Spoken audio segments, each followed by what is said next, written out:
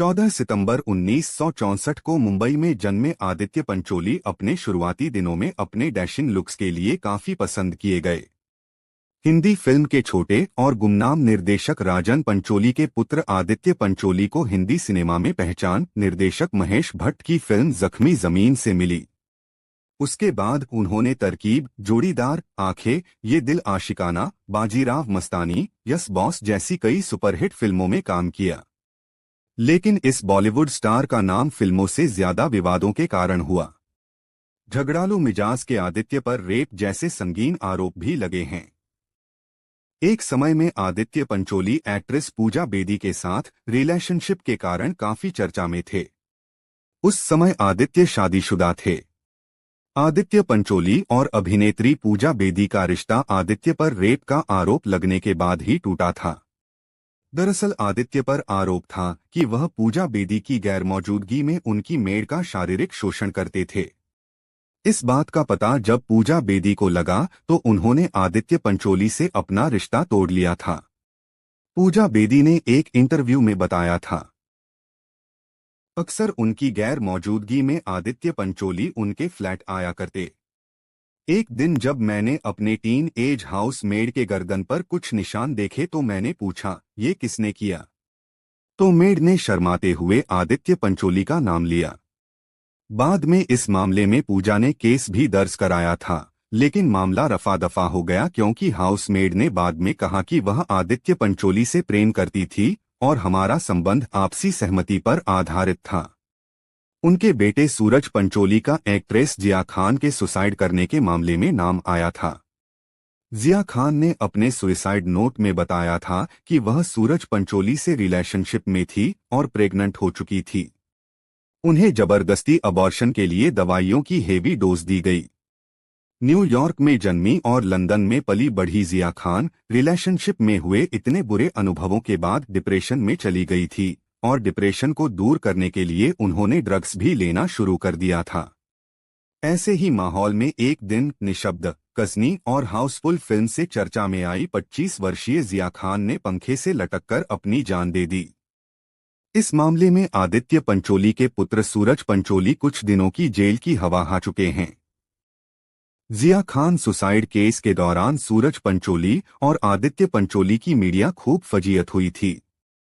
आदित्य पंचोली ने जिया murder case पर सवाल पूछने के दौरान एक महिला पत्रकार पर हमला बोल दिया। इतना ही नहीं, पंचोली ने जी मीडिया टीम के साथ बदसलूकी करते हुए बाद में दरवाजा बंद कर दिया।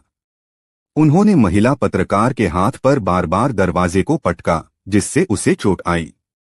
इसके बाद भी पंचोली नहीं रुके और फिर उन्होंने रिपोर्टर के हाथ से कैमरा छीनकर उसे तोड़ दिया। आदित्य का नाम बॉलीवुड की क्वीन यानी कंगना रनौत के साथ भी जुड़ चुका है। दरअसल यह वाकया तब का है जब कंगना इंडस्ट्री में स्ट्रगल कर रही थीं और आदित्य इंडस्ट्री में उनके मेंटर की भूमिका में थे। तब आदित्य ने आधी उम्र की कंगना के साथ काफी दिनों तक खुलेआम डेटिंग की। कंगना कहती हैं कि वो मेरी पिता की उम्र के थे और उस समय कंगना मुंबई में नई थी।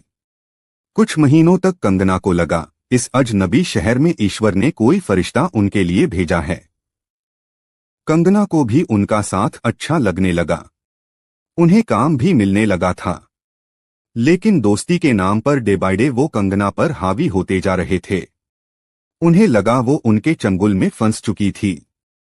कभी कभी उन्हें फ्लैट में बंद करके भी रखा जाता था। शारीरिक शोषण तो अलग। कंगना कहती हैं, वो इतना बुरा अनुभव था कि मैं उसके डिटेल में नहीं जाना चाहती। आदित्य पंचोली केवल मारपीट करने और बदसलूकी के लिए ही नहीं पहचाने जाते, बल्कि वह अंडरवर्ल्ड के नाम का सहारा लेकर अभिनेताओं को धमकाने के चलते भी एक समय में विवादों में आ गए थे। आदित्य पंचोली फिल्म त्रिमूर्ति को लेकर विवादों में घिर गए थे। इस मामले में अनिल कपूर ने पुलिस में शिकायत की थी कि उन्हें अंडरवर्ल्ड से इस बात की धमकी मिल रही है कि वह त्रिमूर्ति फिल्म छोड़ दें। जब पुलिस ने इन कॉल डिटेल को खंगाला तो पता लगा कि यह धमकियां कोई और नहीं बल्कि आदित्य पंचोली दे रहे थे। साल 2015 मार्च महीने में भी एक 5 स्टार होटल के पब में मारपीट के आरोप में आदित्य पंचोली को गिरफ्तार किया गया था। आरोप था कि आदित्य पंचोली ने देर रात मुंबई के जुहू स्थित एक होटल के पब में वहां के बाउंसरों से मारपीट की थी। पब में हिंदी गाना नहीं बजने से आदित्य पंचोली नाराज थे। एक और ताजा मामले में एक्टर आदित्य पंचोली को सुप्रीम कोर्ट ने अपना मुंबई स्थित किराए का बंगला इस साल के आखिर तक खाली करने को कहा है।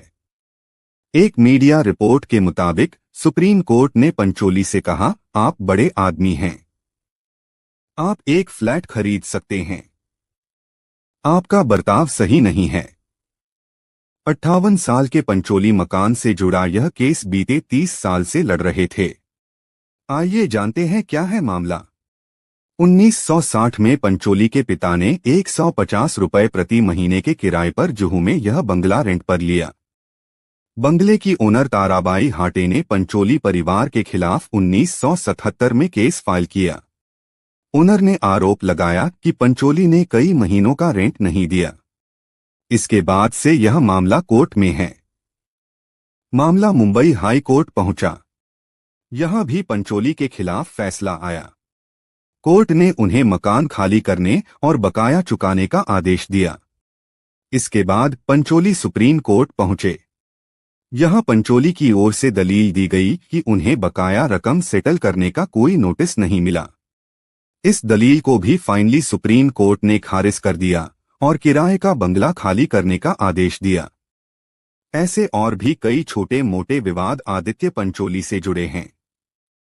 अब तो उनके पुत्र से भी उनके रिश्ते सहज नहीं दिखते। वैसे अब उनके पुत्र सूरज पंचोली ने भी एक इंटरव्यू में कहा है कि उनके पिता ने जिस तरह जिया खान सुसाइड मामला हैंडल किया था उससे उन्हें काफी बुरा लगा, लेकिन अब मैंने अपने डैड को माफ कर दिया है। वैसे झूठ, फरेब और चरित्रहीनता का हिसाब हमें इसी जीवन में चुकाना होता है। दिलचस्प होगा कि आगे और क्या क्या देखने को मिलता है। मिलते हैं अगले वीडियो में। शुक्रिया, धन्यवाद।